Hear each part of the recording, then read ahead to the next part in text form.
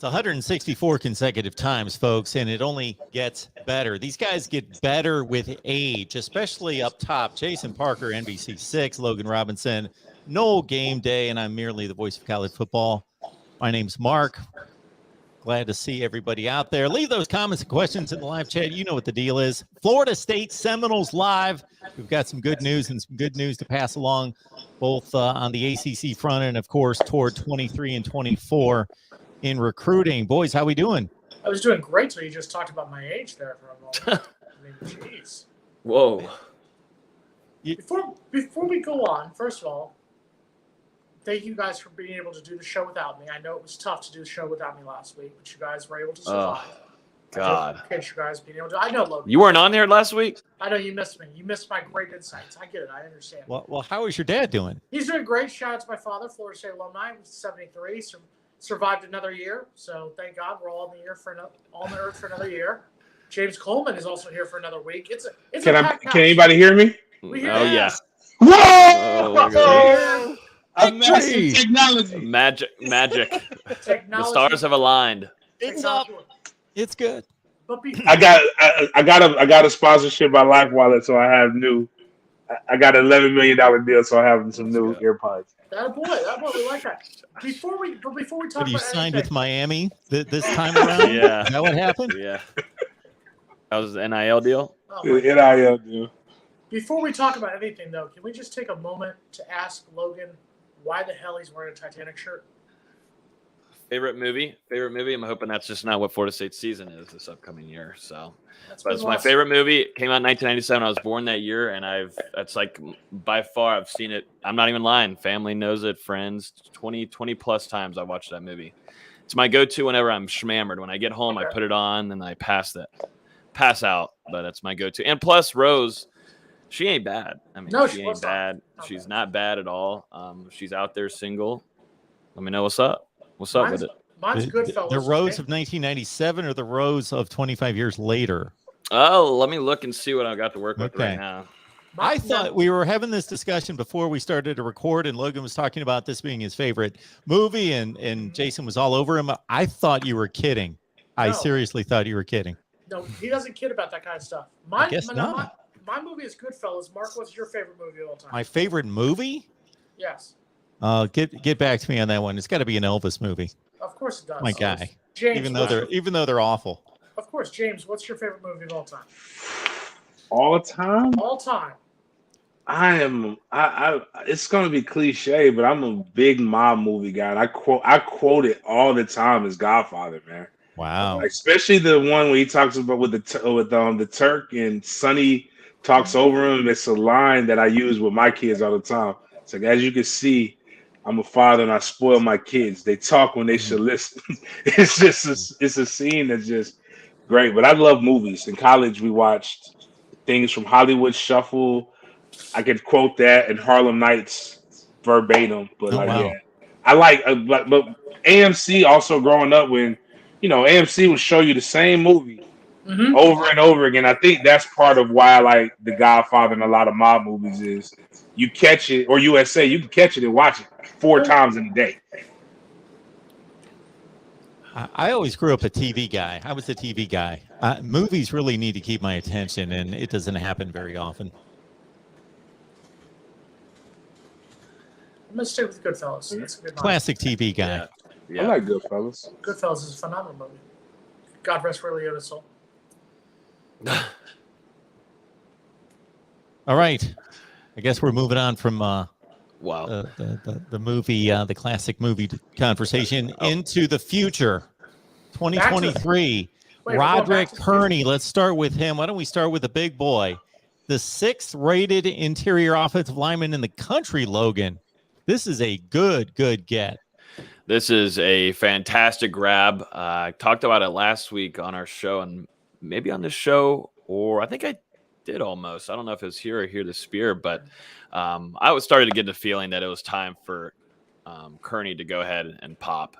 Being able to see him in person. I think you were there too, maybe James, but I got to see him at the elite camp and just him next to some of the other guys. It's a big difference. That's an SEC type offensive lineman you're getting, and that's a guy that already has size, and you don't have to do much trimming on him. Like, this is a well built kid with talent. You can move him kind of anywhere. Depends on where Florida State wants to put him. But I'm really excited for this pickup for Coach Atkins and what they were able to do here with Kearney. They built that connection very, very early on, and he has been to campus more than I have this entire summer by far.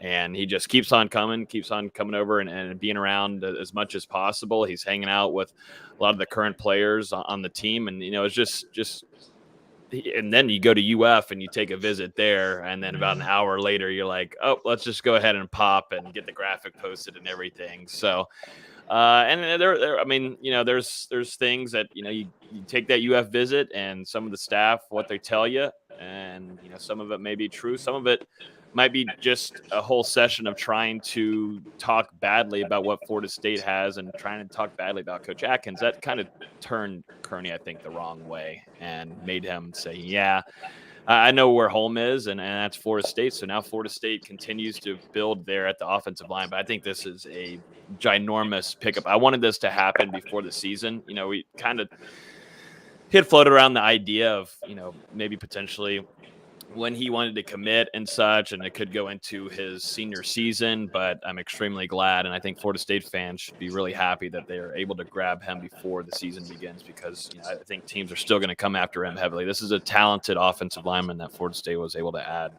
James, I was going to say, I got a chance to see. Oh, go ahead. No, that's what I was going to ask you, because you're obviously in the Jacksonville area. You've seen him more because he's from the First Coast area. Orange Park, yeah. Yeah, Orange Park area. We're talking about 6'4", 300-pound guy. Logan touched on a little bit. What kind of athlete is I think you can take it from there, James.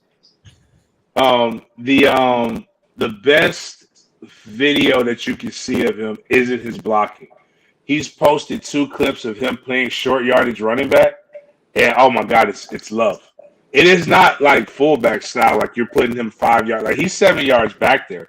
And it's actually, obviously you're not expecting him to break a long run, but he's pretty explosive. He's getting the short yardage. It's kind of like, it's the best you'll be able to see with a guy like him pulling, because he's moving with evil intentions upon contact, which is what you want. But like, to piggyback on some of the things that Logan said, I got a chance to see him at Coach Norvell's youth camp. That was the first time this summer that I've been to Tallahassee, to FSU's campus, to see stuff. And he was there. He already looks on par with Armella, Quayshawn Sapp, probably in better shape than those guys, which is one of the things that I think is the most unique about him is, like, he's at Orange Park High School, and there's no disrespect to what they do at OP, but most high schools don't have a very great strength and conditioning program. Most high school kids don't have good nutritional access that they have in college. And I think just seeing that, and to quote one of my boys, Grimes, at Behind the LOS on Twitter, are they either rushing the passer or protecting the passer? He's like, everything else, we ain't playing 7-on-7 out there. So this is one of those things where Atkins continues to add towards that. And I remember seeing Atkins and just saying, hey, man, who's that? Is that? And he, broke it down to me. Just told me some things about the kid from that he's peeped and recognized. This was, again, a full week before the commitment that he had.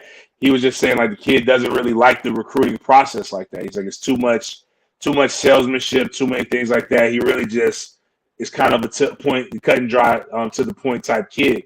And, Atkins, speaking very truthful to a lot of these linemen. He said, we're taking 2 to 3 max. He's like, at that time, I brought in 9. And shout out Warchan.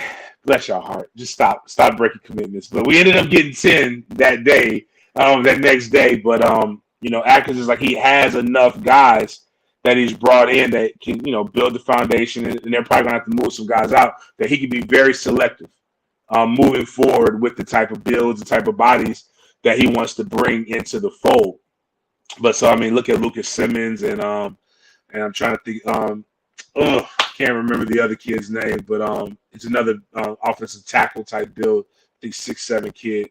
I can't remember out of where, but it's just look at those are the things that we're looking at right there with Atkins, and just complete faith with him, and then just looking at like I said, what he said about the kid, and then what the kid turns around and does, even with a little bit of to the University of Florida, adding that little pain. I appreciate that, especially when they thought he was a slam dunk as opposed to recruit. Oh, and another tidbit: Jacksonville is big on recruiting high schools. So I know a coach at a high school here locally that just kind of ribbed him a couple years ago about leaving Orange Park High School. And even then, he's just no nonsense. He's a loyal kid. And so I really believe that outside of something like real tragic happening, like Coach Atkins leaving or something like that, I firmly believe that this kid, even with people trying to come at him hard, is going to be committed through National Sunday. Are you guys up on Dalen Smothers out of Charlotte, 9th rated running back in the country, 9th rated player in the state of North Carolina? We got John Sarian asking about Dalen Smothers. Anything on him? This is a running back. They had both Singleton and Smothers this past weekend for a big-time recruiting weekend. And, I think there's a site, 247, there. A lot of the guys are throwing in some crystal balls for him to go over there to Oklahoma. Florida State is definitely going to want to land one of these talented running backs after losing Baxter. I mean, you've got Cam Davis in 2024 in that class, but you need one in this upcoming class. It's really between maybe the Smothers and you got Singleton here. Both are definitely talented. I'd say Smothers definitely maybe has a little bit of more of an edge here. But this is where primarily David Johnson's got to come in and grab him. I think they have a really close, strong relationship from what I hear. And, we'll got to see if that late official visit that he was able to take helped. I heard it went very, very well, though. And it might be a race here between, Florida State and Oklahoma. I know NC State is in there, and even Alabama and Nick Saban are kind of a little bit. But I think this is more primarily maybe FSU, Oklahoma, NC State at the moment. So we'll see. Logan, Florida State got another recruit, obviously. DeMarco Ward, 3-star linebacker out of Duluth, Georgia, who committed to Florida State the other day. What are your thoughts on him? I think there's got to be some more work to be done in the linebacker room, and this is going to go on to Randy Shannon and what they do with Adam Fuller and the Florida State defense. I think it's a decent pickup. I don't think maybe some Florida State fans are too high on it, maybe not too low, but it's a decent pickup for Florida State's defense and on that line in the linebacker room, which they're going to want to build a lot better. I know you've got Raylan Wilson, who is at Lincoln. He's in your backyard here in Tallahassee and decommits from Michigan, and immediate thought from Florida State fans, oh my God, this is going to be FSU. That doesn't seem to be really the case, and that should be a problem. That should be something that needs to be addressed, and definitely a big whiff or miss there if you're not able to keep a guy that's that talented who just recently decommitted from Michigan. You're not really in this talks with him, or Florida State's not one of the reasons why maybe he's leaving Michigan. Florida State still has to do a lot here in the linebacker room, and it helps with grabbing Ward, but you want to bring in some guys that can come and play at an immediate impact. And because if you're looking at Florida State's linebacker room right now, it's kind of pretty worrisome heading into next year after losing a lot of veterans. Tatum Bethune, you've got Amari Gaynor. You're kind of struggling here a little bit. It depends on what Deloach could do. What does Deloach want to do after having a pretty surprising year last year and now having a true first starting year for Deloach? How does that work? And I don't know. It's a lot of question marks in that linebacker room heading into the 2023 class.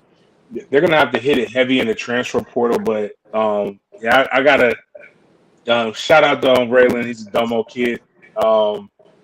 Florida State's not out of it. There's a chance. You got to work though. You got to win. You got to be able to show a true plan that not only can he come in and play early, but can play effectively. And I think Randy Shannon obviously is one of those guys that can, show what he's done in the past and things of that nature. So, but yeah, that I think the linebacker is more of a body type, and maybe they'll take an approach like what they did with the offensive line. So when you think about some of the offensive line that were recruited, the 3 stars, they were more the prototypical length and size, needed to gain weight, needed to fill them out, more of a project. I think they're going to try to sign a big class, or relatively big class at the linebacker position when it's all said and done. And it's the guys that you just hope you could throw numbers at, and that they will eventually be good enough. But I don't. That's not a guy. As a kid, if he has a good season this year, I think people will be pleased with it. But he's definitely not a guy that we're going to all just be like, oh wow, yeah, this is somebody that we just had to have. I've got a question for both of you guys, because you guys have both mentioned the name Randy Shannon. Randy Shannon, who's now the linebacker coach, co-defensive coordinator with Adam Fuller. As the season goes on, do you still see that defense being Adam Fuller's defense, or do you think by the end of the year it's going to be more Randy Shannon kind of in charge of that defense?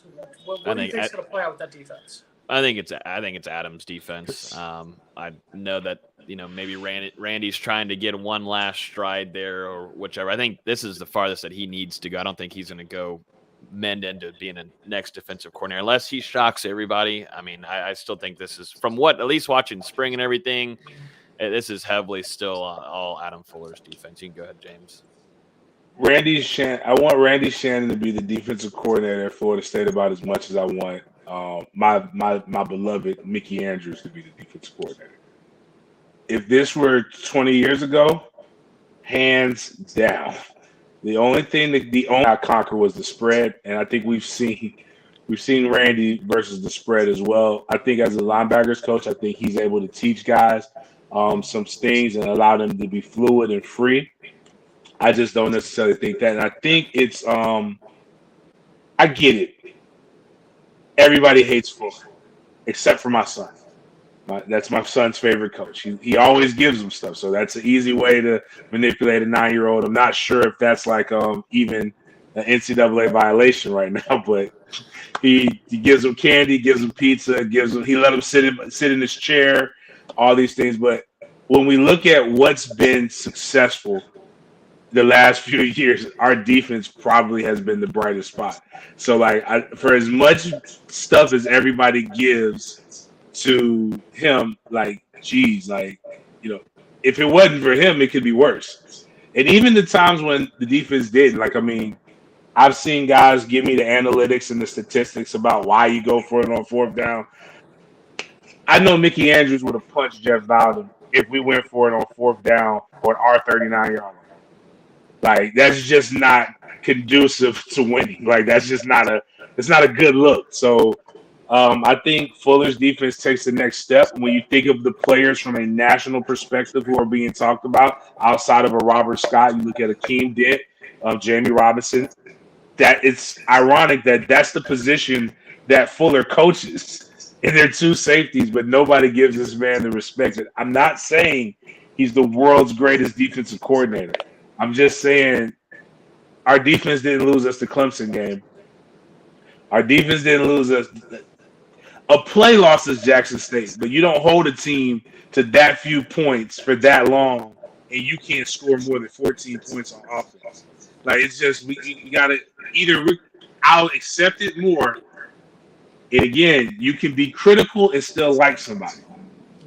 I like Coach Norvell, but if you're going to be that critical of Coach Fuller, I don't understand how nobody else is that critical of the offensive mind that we came in and we recruited because he was an X's and O's guy. So that's just my 2 cents with Fuller. Good. Keldrick Faulkner is being Keldrick Falk is being talked about in the chat. He was on campus over the weekend. Defensive lineman out of Alabama, top 10 defensive lineman in the country, top 10 player in the state of Alabama, top 100 player. So he obviously has got some talent. He's got a lot of schools coming after him. Do we know anything about him and any good feeling on him after visiting this week, and he was at Florida the week before. Yeah, I think Florida State's in a really good spot here. Florida State wants to add there in the defensive end room, and this has been a big target for almost 2 years now, building that relationship all the way through almost COVID time when the pandemic started. But this race is between Florida State and primarily maybe Auburn here too. He has, there's also, you got to watch out a little bit for maybe Florida and Clemson, but really I think it's down to 2 teams, Florida State and Auburn. Florida State's John, Coach Pap, I call him. Florida State's defensive end coach has a really good relationship with Falk here, and I think that's what's going to really help it out. Also has a really good relationship with Coach Mike Norvell. He set up a lot of these officials in advance. He ended up picking Florida State to be his last one. And, he is intending on committing on July 5th. So I think this puts Florida State in a pretty good spot here. This would be definitely a big timeline. Florida State had a really good recruiting weekend overall with a lot of these visits, and I think a lot of them could turn into commitments. You got to keep an eye on Lucas Simmons, who James was talking about. Coach Atkins built that relationship across the seas, so I don't know how much longer you'll have Atkins for another year, but, he's over here recruiting people from across the ocean, man. And it seems like Florida State's put themselves in a really, really good spot. I think it comes down to family and having that kind of chemistry inside of the program. And I think he likes Florida State over others in that regard. So Lucas Simmons, Kedrick Falk, 2 guys to keep an eye on. Lucas Simmons, it could pop at any moment almost, it feels like. He has really good – he just has a really good relationship with Coach Atkins. He's kind of a continuous thing here, just like we were talking about with Kearney, but an extremely good relationship with Atkins, a lot of trust there too. So I'm keeping an eye on Simmons and Falk as we get done with the parties on July 4th and head into next week. So what's happened here in the last couple of weeks? It seems like momentum has swung or something, because we were looking at a lot of mid 3 stars. Those were the commits. That was most of the class over the last couple of months. Not many people were real optimistic, and now we're looking at a top 150 player just signed or just committed in Kearney, and everybody else has been brought up since then. The North Carolina running back, top 10 in the nation at his position. Somebody just brought up Jordan Hall. Just looked him up. The crystal ball on 247 Sports is saying Florida State, the top 20 defensive lineman in the country. He's a top 150 player. And then we've got this other player we just talked about, Falk. I don't want to be the pessimist in the room, but otherwise Logan wouldn't know I was here if I wasn't the pessimist in the room for a moment. But with all due respect, we're looking at all these guys from outside the area, and I feel like we are ignoring our core areas. Our core areas should be South Florida. Our core areas should be Central Florida. The fact that we are not devoting as much energy, and I get it. I understand what's going on down here with Miami. I even understand what's going on in Florida. I understand national teams like Ohio State, Michigan, are going to come down here and recruit players. That being said, I personally, and this is just my opinion, I'd like to see Florida State make more of a commitment to recruiting the state of Florida, to recruiting the areas that, South Florida has been good to them. Central Florida has been good to them. And I kind of feel like, and Logan, if I'm wrong, Logan, you can tell me I'm wrong. It's fine. But I feel like, though this is not my hot take, Mark, calm down. I was going to promote your hot take. I'm going to say that this isn't even Jason's hot take, but it's still a bit of a hot take. But I just feel like we are starting to ignore and going back to that national. Don't get me wrong, get the best player from whatever, but I wish we would spend more time recruiting the areas that have been good to us in the past in our own home state. Here's my take on that. Is Kearney is from Orange Park. Jordan Hall is from Westside High School in Jacksonville. We've got the kid is not technically from Sweden. He's technically from, I think, a central, like Clearwater Central Catholic or something that's like that. It's in Central Florida. We're still in it for a bunch of IMG guys. There are some Miami cats. It's just some of the people, like it's a big map. It just so happens to where the running backs. Now I would love to get Webb from out of the Jacksonville area. That's another top running back, but he was an Oklahoma commit first, and now it's looking like he's trending toward South Carolina. And his uncle was D-Web, who played at the University of Florida. So, I mean, a lot of this stuff is really just right now is built upon relationships and where you can get these things. And I think, you know, it's I think these guys are finally hitting. Also, we want that blue chip ratio. The running backs, you had Smothers and Samuel Singleton, who are both running back, who the other running backs were, who are both 4-star guys who are really, really good. Mike tried to hit hard in Central Florida a few years ago. It got bit. That's why we lost Rooster. Yeah, what is Rooster's real name? Jalen Knighton, who's down in Miami. I think you should be 2 wide receivers, 2 top wide receivers. Keem Washington, I believe that's his last name, but out of the Fort Lauderdale, Broward area is somebody that I think we may be able to surprise some people with the recruitment. I think we're going after it. I just think that they're trying to be way more strategic so that they don't. I don't know if they listen to the fan bases like the big three, like the trolls, but like I don't think they want the whiff tweets coming out like they used to. But I do know some of the people that I've normally heard have been turned off by Norvell, not liking Norvell, just not liking the product of which Florida State is in recruiting, are now starting to communicate with me a little bit more about, hey, there's something interesting going on up there in Tallahassee. So, but right now, everybody's happy about Miami, Florida, Big Three, but none of us are even top 25 in recruiting right now. So that's the weird part. But you know who's our blue chipper? Our blue chipper is Logan Robinson because it's the halfway point, and he knows what to do. You get me. Logan, you know what to do. Give me that 5-star commitment right there.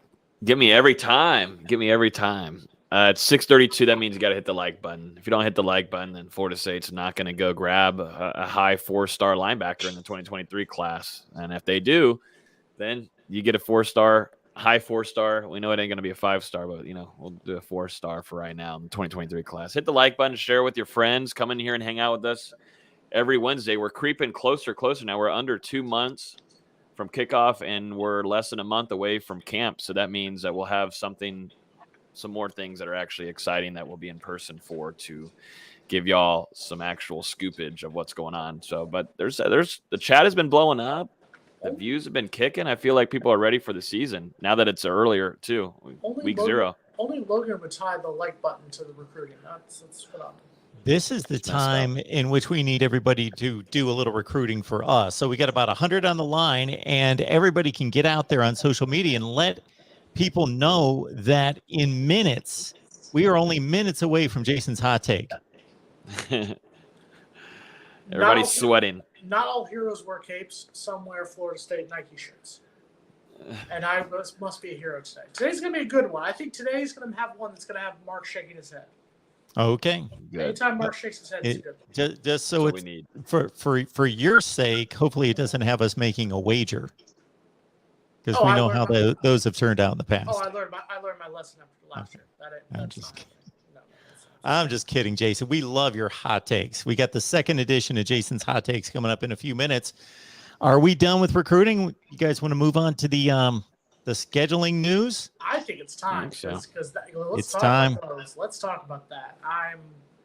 This is Jason's wheelhouse right now. What was that? There's lightning outside here in South Florida. That was that wasn't. Damn. That wasn't Mark. That wasn't like programming stuff. I thought you were on the soundboard. We got special effects now. It does, doesn't it? Man, that came through. Our Doppler forecast outside. It looks like it's about to lightning outside. Yeah, that doesn't look good. That doesn't look good. All right. Good job. But, I thought it was paradise down there. That's what didn't they sell like paradise camps and like all this other stuff? Like paradise. It was the Legends camp that they had this past week. The Living in the Past camp, as we call it. So that was what they had down in Florida this past week. Jason didn't even flinch. Wow. It's rain, Well guys. done. Seriously, we're all from Florida. Except for Mark. We're all from Florida. We've experienced this. Calm down, guys. This is your wheelhouse, Jason, right here. Schedules. I mean, love do you kind of stuff just too. tingle? Do you tingle a little bit? I love this stuff too. I'm prepared for this one too, Logan. I'm not going to lie. Mark is Yes, too. I every year when the ACC announces their schedule, yes, I admit there's part of me that gets some goosebumps. Mm-hmm. But Mark, I don't know if you want to pull up the page. Obviously, what the ACC did yesterday was they finally announced the matchups for the 3-5-5, the way it's going to work out. Florida State gets 3 teams that they will play for the next 4 years. They'll play them every single season.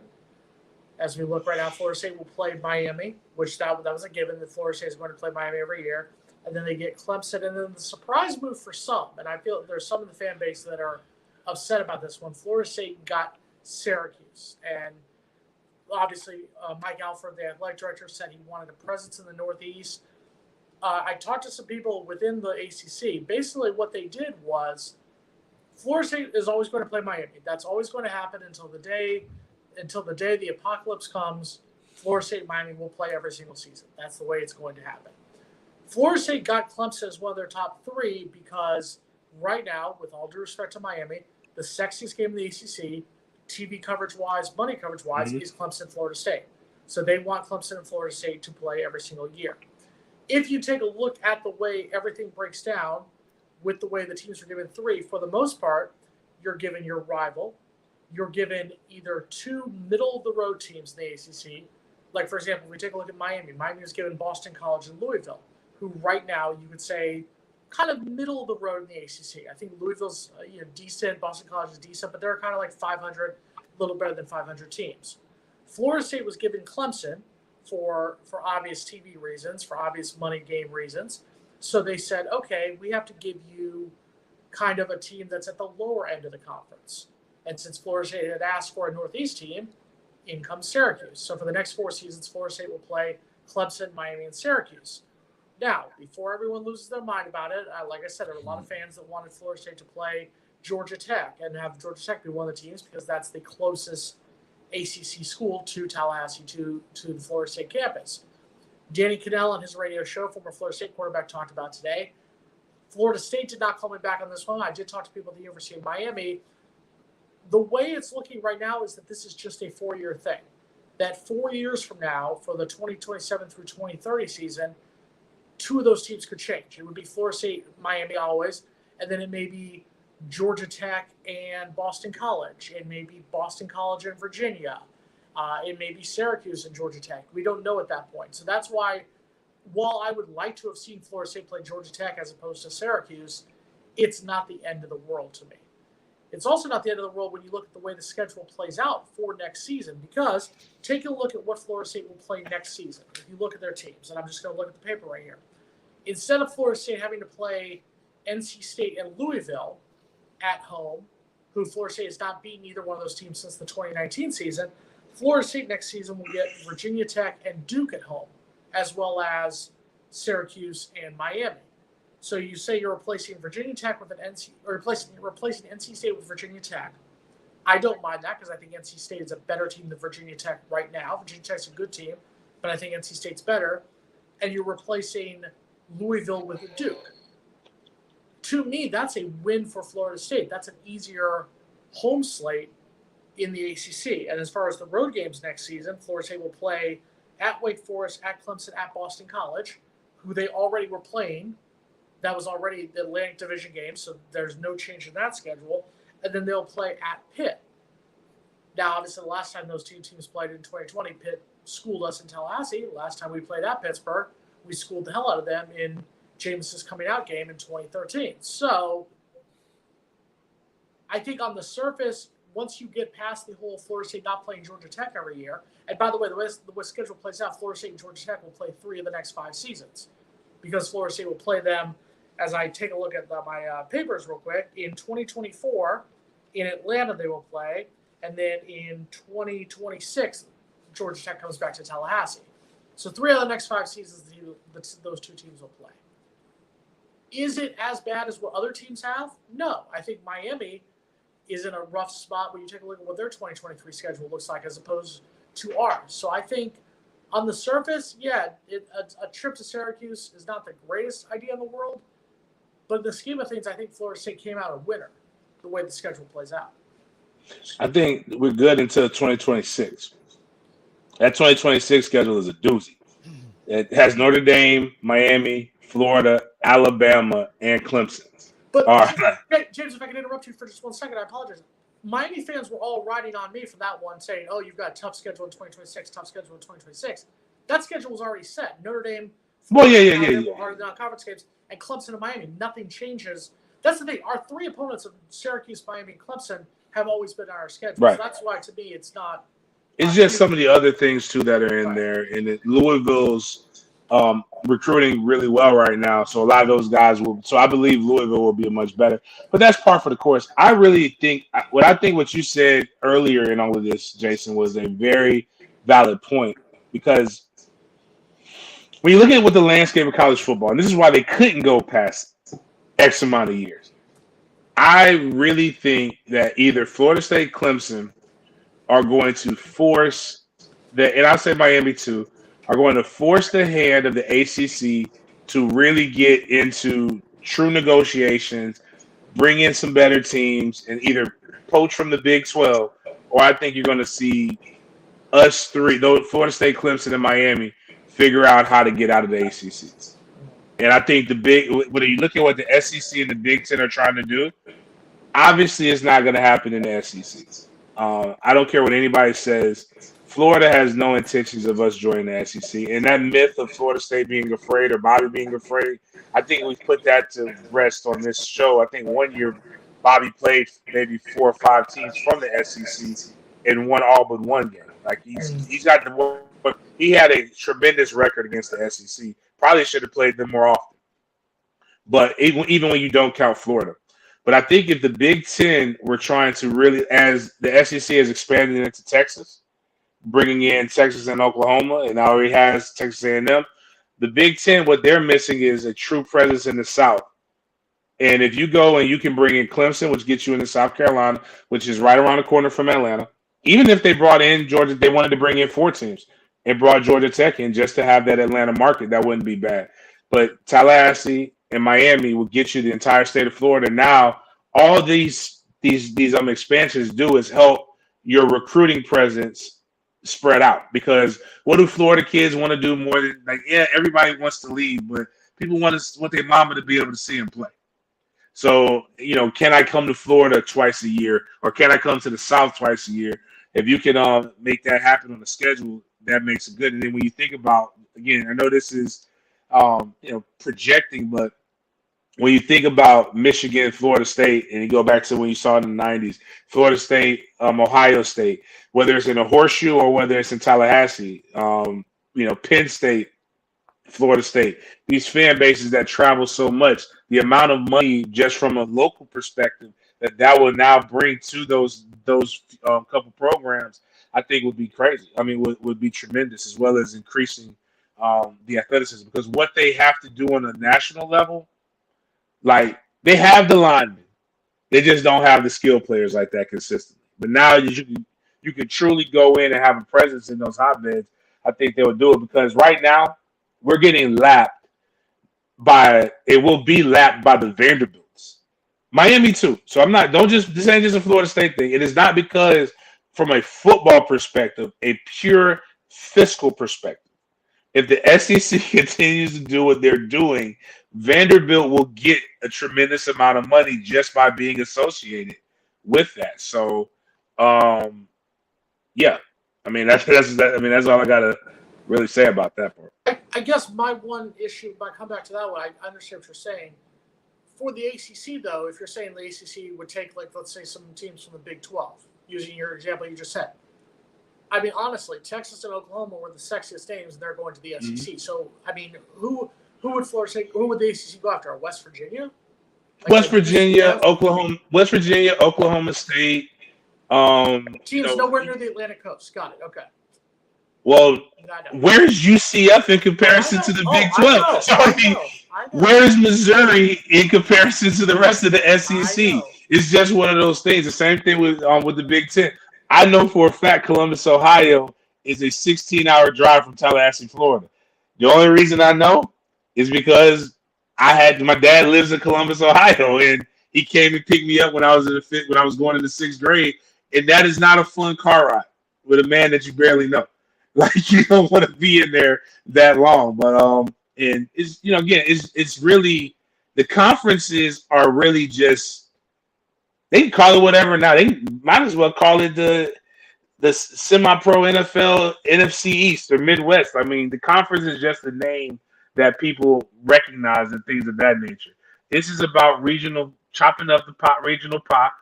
The reason why Notre Dame is affiliated with the ACC right now isn't because we really care about Notre Dame. It's because we want the Chicago market. The reason why Syracuse is involved and Boston College is two of the top TV markets are in there. And the more TV markets you have, the more money that you have. So for the for the Big Ten, or even us, now West Virginia doesn't do anything for us, but getting us more into the Midwest would help. It's just something that they got to do from a fiscal perspective. I really don't care how they do it. I just don't like the fact that Vanderbilt makes more money in athletics than Florida State right now. It bothers me because they're not. Now, if you want to talk about academic stuff, I don't know. I didn't go to school to play academics. I went to play football, but I know from a sports perspective, it definitely throws me off. But you're right. But to your other point about the schedule, if Mike can figure it out this year, and then make it a little bit better next year, you got a 24-25 window where the schedule's kind of pie for the first time in a while. And it's just, but that's been the Florida State mantra for the last 5 years. If they can figure it out, we can just win, things will be okay. Logan, obviously the other news is the fact that the ACC eliminated divisions. That it's just basically going to be 14 teams. You play your 8-game schedule, and then the teams with the two best conference records will play for the conference championship in Charlotte. Do you think that's and we've talked about in the past, there's been years where the champion of the Coastal Division has been probably the fourth best team in the conference. Yeah, that's just the way it's played out in past seasons. So is this a good thing for Florida State in the future? I hope so. I mean, if Florida State's on a trajectory of getting better, that would put Florida State. And I mean, the ACC is doing a smart thing here too. If they want to make money, they make enough money in the regular season. But if you're able to add them into an ACC championship game between Florida State and Clemson, sign everybody up. Everybody in the country would be willing to watch that one, and it's very intriguing to have that matchup. And both fan bases are very strong, and they can travel too. So that's what I think they're thinking future and hoping that some of these schools are going to turn things around. And, one of the big money makers is indeed Florida State. Going back to the teams, I hear some people complaining here and there about, I wanted Syracuse, or I wanted Boston College, or, why can't we get a Duke? Why can't we go on those? Well, Florida State's had Syracuse's number. They're 12-2, overall in that series, Florida State losing 30-7 though in 2017 under Willie Taggart, Jason's favorite college head coach. Just because they beat them 33-30 this year, you're all of a sudden acting like we whooped them. 2018, my bad. But yeah, 30-7 that game. But other than that, Florida State's had Syracuse's number. I mean, it's not really an attractive place to go travel and whatnot. I would rather probably go to Boston. Absolutely. That'd be much more of a fun trip. But like Jason said, if it's true, if this is going to run just for 4 years, and you got to live with it, and got to hope Florida State, having Syracuse on there is an easy game on the schedule sheet to cross off as a win whenever you're getting that schedule released. You're hoping that, Florida State can take that one off. But, I'm not a big schedule person, but I'm definitely in favor of the best two teams in the conference going and fighting for the ACC championship, because so much more entertaining. You have really high chance. I mean, those are the two best in the conference going at it, rather than maybe Florida State faced Duke in 2013. We knew that was not even going to be a game. We knew that was going to be over in the first quarter, blah, blah, blah. That I would not be intrigued by that. But, Clemson's usually going to be high up there. And then sometimes some teams, Pittsburgh's got a high future there. We'll see what Louisville wants to do with throwing in their Rolls Royces, private jets into their recruiting game, and see how long that lasts. And I don't think NIL will be probably around in 2023, 24. So we'll see what happens, but it's all interesting. And if we want to take a moment to bask in the sorrow of our hated rival, the Miami Hurricanes, they're the ones who I think are one of the losers out of this whole group, because not only are Miami fans are upset that they don't play a Coastal Division team. They're with Boston College, Florida State, and Louisville. And a lot of them are like, why Louisville? Why are we not getting Virginia Tech or North Carolina? Next season was supposed to be Miami's kind of what James talked about, how in the coming seasons our schedule gets a little easier. Miami's schedule before Tuesday was cake easy when it came to the 2023 schedule. Now you look at their 2023 schedule, because non-conference they have Miami of Ohio, Temple, and then they got Texas A&M in Miami, down here in South Florida. Now they've got Clemson coming down here now. They've got to go to NC State. They got to go to North Carolina, to Florida State. Virginia comes down here.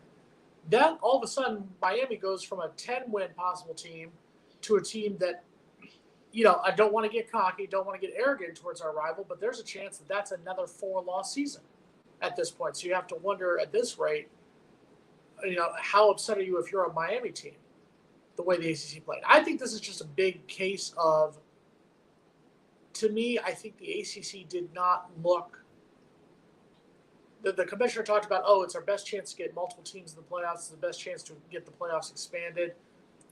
Right now, I don't think the ACC is a good enough conference to act like they can even get one team in the playoff, much less talk about getting multiple teams right now at this rate with what the ACC has. I think the ACC right now is going to struggle to get a team into the playoff this season. That may be a hot take in future weeks. I posted a video. It's on the main channel. You guys can check it out there if you like. This was my initial response, was the ACC nailed it. They did everything they could to get the right regional rivalries together. They could only do so much. Not every program is created equal to where they all have the same number of rivalries. Some teams have one rival, true rival. Others have 2 or 3. So to go to that format, what they really protected is this ridiculous non-division format where you have one designated team, but then you rotate the other 6. You don't see a team for 6 years. They've ended that. And even if they didn't get it straight, you're going to see everybody 2 out of every 3 years, pretty much across the table. Even if you don't get designated a primary opponent, you're going to see them the following season. So they've eliminated that, again, not seeing teams cross conference. And so that was affected. The Wake Forest schedule was a bit baffling, but besides that, they got it pretty well, and it can't be perfect. It's almost impossible to get perfect. When I glanced at it, my initial reaction was Wake has the easiest primary opponents, and Florida State has the toughest. Mark, and you know what? Can you pull it up, Mark? Can we take a look at it one more time? I ran the numbers on the last 5 years, and my initial instinct was correct. Florida State is playing the toughest based on the last five years records. Florida State's common opponents, there's 3 primary, have gone 78-47 in the conference the last 5 seasons. That's the best record. Georgia Tech has the toughest. Obviously, Clemson, they both play Clemson. So that's the common denominator. And Wake Forest is the easiest.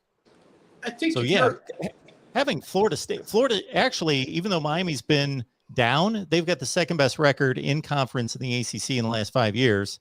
And of course, Florida State's got to play Clemson and Miami. If Miami's looking at, let's take a look. You look at Boston College, they've got Miami, Pitt, Syracuse. There's a lot of those old Big East rivalries from back in the day of the Big East Conference. So that's why I think Miami's look. If you scroll down for 1 second, just take a look at the second half of the conference, so we can see what you're talking about there. So I guess my question is, you look at some of these. Pitt's the same way. They got Boston College, Syracuse, Virginia Tech. Syracuse has Boston College, us, and Pitt. I'm trying to remember who is Wake Forest's 3. Wake Forest is probably keeping the Tobacco Road rivalry. That's probably the thing with that. But they're really not, though. They're the one that doesn't make sense. Wake has Duke, okay, but Georgia Tech and Virginia Tech. Right, that's the one that got me, because I thought I was the one, we talked about this a couple weeks ago. I thought that all the North Carolina schools would be put together. You just let them all play each other. And that was the initial thought I had. But then, it doesn't work out, though. Oh, it's the nerds. It's the nerd bowls. Wake Forest High Academic School, Duke High Academic School, Georgia Tech High Academic. I don't know what Virginia Tech is. Maybe they got to let them play one W. So but I'm trying to just justify this. What are we in the party school one? Yes, we're like I'm not going to pretend. Even though I personally know Rhodes Scholars, I'm not going to pretend that it's not harder to get into Wake Forest, Duke, or Georgia Tech academically. Even as an athlete, they don't lower the standards for athletes for Duke and Wake Forest. I got into Miami, Virginia, and North Carolina. I know, and I chose the bigger route, so I got it. Yeah, the Bullwinkle route. The Bullwinkles. Hey, shout out to Bullwinkles there. That's our cup this week. There you go. 19 months sober yesterday, drinking out of a Bullwinkles cup. Yeah, that's right. Damn, that's got to be hard to do, though. When you see that cup, like, damn, it could be filled with beer, tasty beer. Mine was Jack. I feel like you're disrespecting that cup. I apologize. I apologize to you. I apologize to the alcoholics out there. Otherwise known as Logan. Mark, is it that time? It is that time for the hot take. Yes, hot take time. It is hot take time, and in the past we talked about the ACC took a little step back last year. Obviously, didn't have anyone in the playoff for the first time since the playoffs had started. In the past, 2019, 2020, Notre Dame went through the season undefeated. 2019, 2018, Clemson did. We went through in 2013 and 2014. So Florida State, the ACC has had some good times of teams going undefeated. But there are going to be two teams that are going to go through. This is the hot take. The ACC will have two teams that will start off the season 6-0. Only two. And one of them is not Clemson. It's going to be Mark's favorite team, Dave Dorian and NC State, and Mark's second favorite team, the Virginia Cavaliers. That's right. When you take a look at their schedule, the way the schedule plays out, NC State starts off with East Carolina, Charleston Southern, Texas Tech, and UConn in their first 4 games. So that's 4 wins right there. I'm calling it upset. I think NC State beats Clemson on the road, and I do think NC State does beat us on October 8th in Raleigh. I hate Raleigh. I hate when we play there. I think it's a horrible place for us to go to. Virginia starts off the year with Richmond, Illinois, some godforsaken school with a horrible helmet. I'm not sure they play the 3rd game. Then they play Syracuse, Duke, and Louisville. And I think they'll get a win over Louisville. I think they start off 6-0. The difference is I think NC State finishes the year 9-3. I think they finished second place in the Atlantic Division in the last year of the Atlantic Division. But I only think Virginia finishes 7-5. I think Virginia struggles the second half of the season. But I think those are the only two teams that can start off the year undefeated. Okay. All right. You saved me there at the end because I was going to say I got lost in this hot take and had no idea where this was going or what it was. So the hot take is we got two teams in the ACC are going to start 6-0. Correct. And one of them is not Clemson. Clemson will not Florida State. Clemson will not start. And neither will Florida State. I apologize. NC State. I apologize. We will not go undefeated this season, but next week's hot take, find out which month in the upcoming season Florida State will go undefeated in.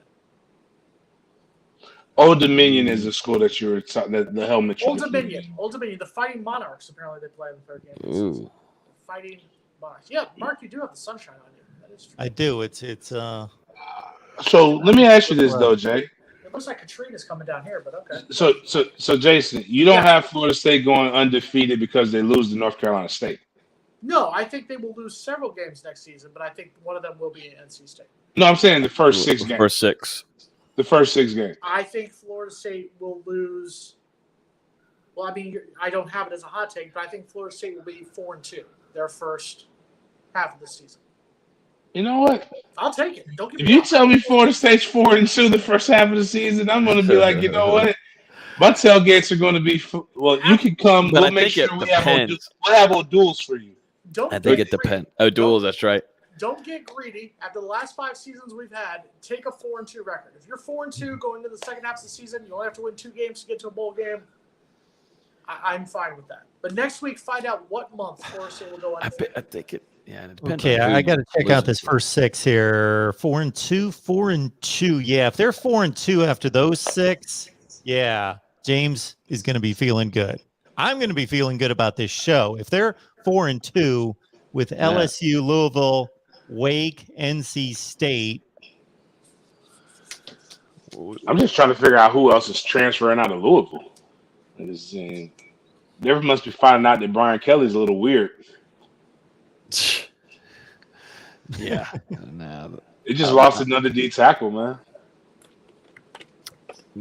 Keep on putting All those right, private folks. jets out there. We are good for the night. Good show, Good guys. show. Jason's hot takes, ACC schedule breakdown, a lot of recruiting. I don't care what Jason says. I'm excited about like 4 top 150 players in the nation looking at Florida State, and one just committed this week. That was not going on the last few months. That's great. I'm excited too. I'm cautiously optimistic. Okay. Cautiously. It's a good way to go into July where it's dead period. So you feel better. You feel better. Things All right. Everybody make it on back next Wednesday, 6 p.m. Eastern time. In the meantime, follow these guys. We'll start with Big Game James. What should people be looking out for? At Big Game James _36. Check out the book bag drive coming up. Basically, if you follow at Big Game James _36, you'll see a lot of stuff. It's fun. Some of it's just BS of being a father, and then you'll learn a little bit about sports every now and then. Jason. NBCmiami.com, NBC6.com. I will be ripping the ACC for that schedule. I don't care what Mark says. I'll be ripping them on Monday. So stay tuned for that. Logan with the Discord. Get in the Discord. Get into. We almost made it. We almost made it. No. Yeah, no, we made it. We made it. Get it. Make sure you're in the Discord, and then Dustin's throwing in all kinds of predictions and interviews and everything. He's been killing it now for recruiting. Now he's full time, so he's getting their Discord. And then we got Marvin Bracey, who just got qualified for the World Championships. Will be representing USA in the 100 meters. He's coming on tomorrow with us. So looking forward to it. Yeah, buddy. I love Marvin. Me and him. I go a little back, but he's I like fast people, so I'm excited to have him on. It'll be good. Ask him to tell you the truth about. Ask him to tell you his truth about Jimbo. Yeah, I'm gonna bring up some good stuff. I'll bring up some. All good right, stuff. everyone, and I got to block one more on, so that was fun. Oh, See you yeah, next perfect. Wednesday at 6 Eastern. Perfect.